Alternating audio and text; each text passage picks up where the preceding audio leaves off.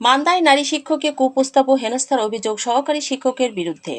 মান্দা প্রতিনিধি। নওগাঁর মান্দা উপজেলা পরানপুর উচ্চ বিদ্যালয়ের সহকারী শিক্ষক গণিত জিয়াউল হক জিয়ার বিরুদ্ধে একই বিদ্যালয়ে এক নারী শিক্ষককে দীর্ঘদিন ধরে কুপ্রস্তাব দেওয়া, হেনস্থা এবং হুমকি দেওয়ার অভিযোগ উঠেছে। এ ঘটনায় ভুক্তভোগী ওই শিক্ষক উপজেলা নির্বাহী কর্মকর্তা ও মান্দা থানায় পৃথক অভিযোগ দায়ের করেন। অভিযোগ সূত্রে জানা যায়, প্রায় ১ বছর ধরে বিভিন্ন অজুহাতে অভিযুক্ত শিক্ষক জিয়াউল হক জিয়া ওই নারী শিক্ষককে কুপ্রস্তাব দিয়ে আসছিল। এই বিষয়ে বিদ্যালয়ে অনুষ্ঠিত এক বৈঠকে তিনি নিজের আচরণের জন্য দুঃখ প্রকাশ করে ক্ষমা প্রার্থনা করেন। তবে পরবর্তীতে আবারও একই ধরনের আচরণ শুরু করে বলে অভিযোগ করেছেন ভুক্তভোগী ওই শিক্ষক।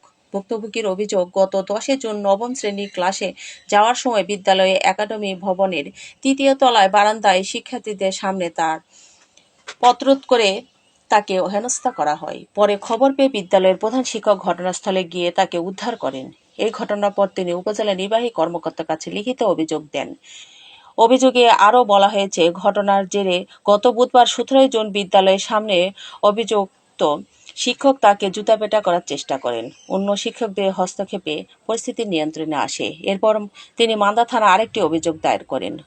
ভুক্তভোগীর দাবি, অভিযোগ করার পর থেকে তাকে মোবাইল ফোনে হত্যার হুমকি দেওয়া হচ্ছে।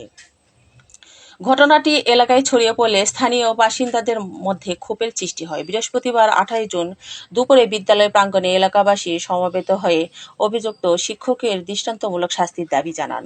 খবর পেয়ে পুলিশ ঘটনাস্থলে পৌঁছায়। এ সময় অভিযুক্ত শিক্ষক বিদ্যালয় থেকে সটকে পড়েন বলে স্থানীয় সূত্রে জানা গেছে। বিদ্যালয়ের প্রধান শিক্ষক আব্দুল ওয়াহেদ বলেন, সহকারী শিক্ষক জিয়াউল হক জিয়ার বিরুদ্ধে ওঠা অভিযোগগুলোর বিষয়ে প্রতিষ্ঠান থেকে সমাধানের চেষ্টা করা হয়েছিল। তবে তাতে কোনো সাড়া না দেওয়ায় ভুক্তভোগী শিক্ষক প্রশাসনের কাছে অভিযোগ করেন। মান্দা উপজেলা নির্বাহী কর্মকর্তা ইয়নো আক্তারজান সাথী অভিযোগ পাওয়ার বিষয়টি নিশ্চিত করে বলেন, ঘটনাটি তদন্তের জন্য উপজেলা একাডেমিক সুপারভাইজারকে দায়িত্ব দেওয়া হয়েছে। তদন্ত প্রতিবেদন পাওয়ার পর প্রয়োজনীয় ব্যবস্থা গ্রহণ করা হবে। মান্দা থানার ভারপ্রাপ্ত কর্মকর্তা ওসি খোরশেদ আলম বলেন, এই বিষয়ে একটি লিখিত অভিযোগ পেয়েছি। তদন্ত সাপেক্ষে প্রয়োজনীয় আইনগত ব্যবস্থা নেওয়া হবে।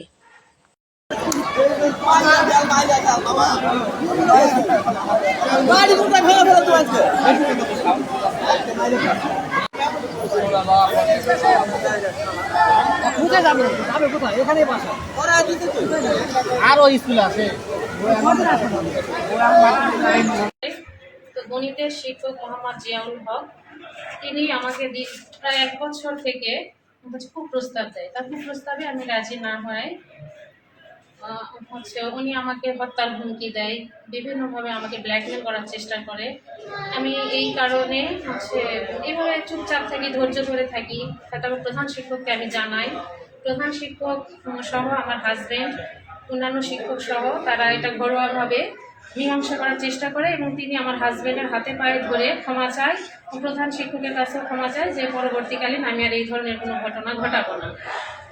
কিন্তু স্কুলে আসছি, আসার পর আমি নবম শ্রেণীর ক্লাসে যাব, ঠিক সেই মুহূর্তে উনি আমাকে স্কুলের বারান্দায় আমাকে আক্রমণ করে। অনাকাঙ্ক্ষিত ঘটনা এটা। আমিও কিছু বুঝে উঠতে, কারণ আমি তার সঙ্গে কোনো কথা বলি না, সে আমার সঙ্গে কোনো কথা বলে না। হঠাৎ করে আমাকে আক্রমণ করে। আক্রমণ করার পর আমি পুনরায় তাকে বাধা বিপত্তি উপক্রম করে আমি ক্লাসে যাওয়ার পর নবম শ্রেণীর ক্লাস থেকে আমাকে পুনরায় উনি আক্রমণ করে, মানে নেশাগ্রস্ত একটা মানুষের মতো করে আমাকে ডেকে নিয়ে আসে। ডেকে নিয়ে এসে আমাকে আবার পুনরায় আক্রমণ করে। আমি তাকে ওখানে বাধা দিয়ে আমি আবার ক্লাসে গিয়ে পাঠদান শুরু করি। পাঠদান শুরু করার পর আমি হেড স্যারকে জানাই, স্যার আমাকে মোহাম্মদ জিয়াউল হক উনি আক্রমণ করছে, আপনি আমাকে বাঁচান। তো প্রধান শিক্ষক আমাকে ওখান থেকে উদ্ধার করে নিয়ে আসে। নিয়ে আসার পর ওনাকে ডাকে। উনি অফিসে প্রধান শিক্ষকের সঙ্গে আর কোনো কথা বলে না। তখন আমি সরাসরি ইউনো অফিসে গিয়ে আমার অভিযোগ দিয়ে আসি যে প্রতিষ্ঠানে আমাকে একজন জিয়াউল হক নামের শিক্ষক উত্তপ্ত করে এবং নানা ধরনের কুপ্রস্তাব দেয়। আমি পাঠদানে সব মনোযোগী হতে পারি না, আমি বাচ্চাদের ভালোভাবে পড়াতে পারি না। এতে করে আমার কর্মজীবনে বিঘ্ন ঘটে। উনি যখন জানতে পারছে যে আমি ইউনো অফিসে অভিযোগ দিয়ে আসছি, আমি রবিবারে স্কুলে আসি, উনি অভিযোগ দায়ের করার জন্য টিফিন টাইমে উনি পুনরায় আমাকে আক্রমণ করে এবং আমি প্রধান শিক্ষকের কাছ থেকে ওনার কাছ থেকে প্রধান শিক্ষকের রুমে আমি চলে আসি। প্রধান শিক্ষকের পুনরায় ঘটনাটা আমি জানাই। প্রধান শিক্ষক ওনাকে তখনও ডাকে, উনি প্রধান শিক্ষকের কাছে আসে না। তখন আমি বাসায় যাই। বাসায় যাওয়ার পর আমার হাজবেন্ডের সঙ্গে পরামর্শ করে আমি থানায় গেলাম। থানায় যাওয়ার অভিযোগ শুনে উনি পুনরায় ফোনে আমাকে নানান ধরনের হুমকি দেয়, হত্যার হুমকি দেয়। অভিযোগ যদি আমি না তুলে নিই তাহলে আমাকে সে মেরে ফেলবে এবং বলে যে কিভাবে এই প্রতিষ্ঠানে চাকরি করে আমি সেটা দেখতে চাই।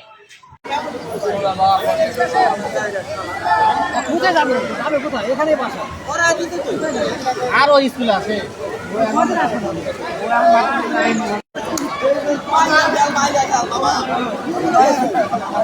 বাড়ি কোথায় ভেঙে ফেলো তো আজকে?